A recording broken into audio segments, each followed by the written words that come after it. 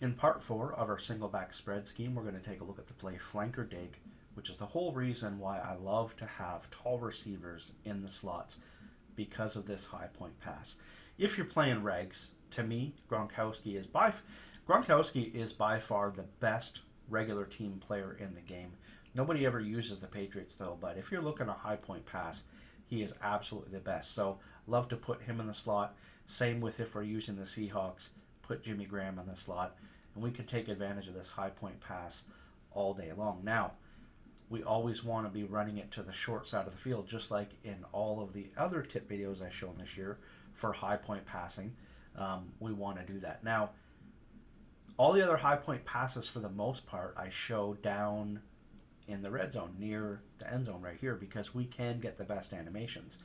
But I also really like this just in any area of the field. Short side of the field, we're going to high point pass, and as you can see, we're going to get a fantastic speed burst animation.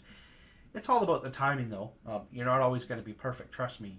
Ever since I did this a couple times, I always tried to replicate it, and it is hard, but you're going to be able to pull that off, that nice little speed burst. It's going to happen every once in a while, and when it does, of course, it's going to be great. So just that high point pass timing, as you can see right there, the ball is way out of reach. You want to throw that ball basically as soon as your guy cuts. So let's go back and take a look here.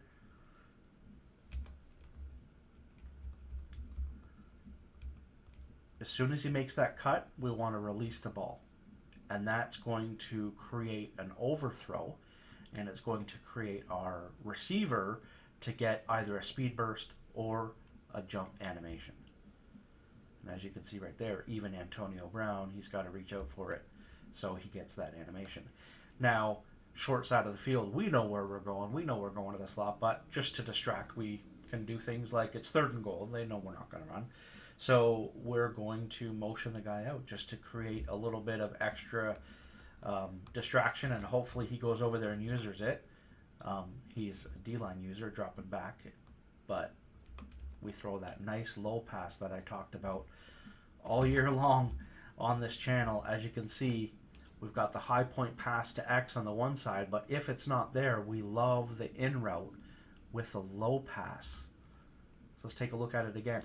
Okay, we see that there's no way we're going to be able to complete this high point pass, right? There's just no way. We've basically got 3 defenders.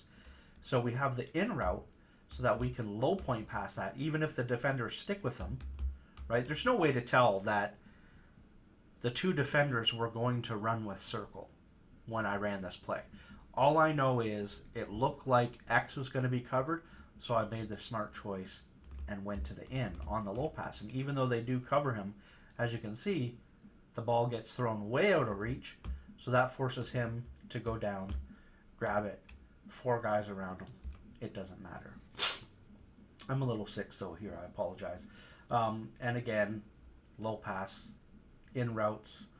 I do love the flanker dig play because of the fact that we've got that post route along with the wheel. So anytime we see that it's a cover 3 after the snap, if you're looking at the safeties, you can just go ahead and throw that post route. As you see, we got single high. He's looking at the 2 routes underneath, and we take that. So the first read can be the high point pass, and if we see that it's not there, then the safety rolls over. We can just hit that route right there. Now I'm going to go back and I'm going to show you that again because I want to talk about pass leading this and then clicking on and how to cut down. So here it is a single high safety, but it's the guy's matching the route to circle. So it's essentially double coverage. Now, I don't necessarily see that. I'm looking at the single high safety and I make the throw. And when I make the throw, I realize that I'm in trouble. So what I do is I just basically am pulling almost directly down on the analog stick. So I click on, and then I basically pull down and to the left in this scenario, but really hard on the down because we need to make sure that we're getting in front of the defender. So don't just pull to the left and hope that you're going to make it. You got to pull down. And what that's going to do is, as you can see right here, it's being thrown into the coverage, but then I cut down in front of both guys, and then we're in for the touchdown. Actually, it was on the 1 yard line. And so that's going to be what it is that I like to do. Once we read the snap, again, we can throw to triangle, but then we're going to look at square.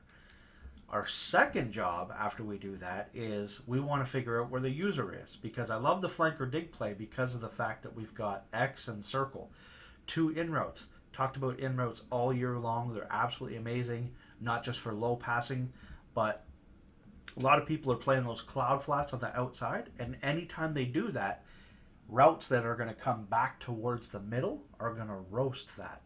So as long as, of course, if we're not quick passing against their blitz, and we expect that they're not going to blitz, that's when we want to take advantage of these in routes. Then, of course, the running back route out of the backfield can be a nice little quick read. So we're looking at the user. The user bites down, so now it's an easy read for me. I'm going to just go to, actually, I thought I was going to go to square. See, even sometimes I don't know what I'm going to do. But I'm surprised I don't go to square, although it ends up being double coverage, actually, now that I see it, right? So he did have that guy manned up. So I make the proper read, and I throw to circle. So flanker dig is just a really fantastic play. As I talked about, God, I love that route. God, I love those routes, man, so much, because what are they going to do, right? They got to cover one, and they're going to have to be really, really sneaky and quick to be able to go back and cover that route. Especially, we've got the running back there. They're manning up, well, this guy particularly, manning up the extra guy on the post route. I just love it. It's touchdowns all day long. Now here, his guys, he's like running a dollar, and when you flip dollar, and then you try to baseline or whatever, switch your play, that happens. So he ended up getting his guys in motion, and I just snapped the ball, and it was an easy game. So first thing we want to do is we want to look at the slot defender and the outside defender, see if the high point pass is available. Here, looks like it's probably a cover 2 invert, just based on it's, safety's down too low. It looks like there's 4 linemen. I can't really tell because of R1's in the way. I use the big icons. But it's probably a cover 2 invert. So if he's using that guy in the mid read and he bites down, then of course the post road's going to be there. But if he doesn't bite down, it can get a little bit tricky. So what we want to do is, Richardson, this is way early in the year. So Richardson in that spot isn't necessarily ideal. But let's just imagine that we've got a tall guy. I like to use the Steeler, so Ladarius Green. That can be a high point pass. I might just change that to a streak. And so then what I'm going to do is my first read is going to be Richardson, or Ladarius Green in this case, on the high point pass. And if he's covered, then I'm going to look to R1. Then I'm going to probably look back to square really, really quick, and then circle as my last read. Now, with all of that said, I could flip this play and then run a high point pass to the right side, but that would be on the wide side of the field, and that would be a little bit of a risk, but it does make sense because there really is only one defender over there. But because there is only one defender over there, we can take advantage of the halfback route too if it's open. So a lot of things that really have to go into play in your thought process. But like I said, just stay one step ahead of the game, and certainly this is a mid-read that he's controlling, and then he ends up clicking on and screaming at me. So luckily I get rid of this pass really, really quickly, and that's why I like flanker dig, because on the blitzes, you can get rid of that ball really, really quick, either to the in route or to the running back. Now here, unfortunately for him, and this should never be in the game, because it was a linebacker blitzing from depth on a 5-man rush, and he gets nano-detected. Unbelievable. But hey, it happens. So R1 or X could end up being the read, and we just take that R1. Simple yards. That's about it. I mean, there's really not much to mention. As you can see here, he's using the deep post. So once I see that, now I just have to bring everything down.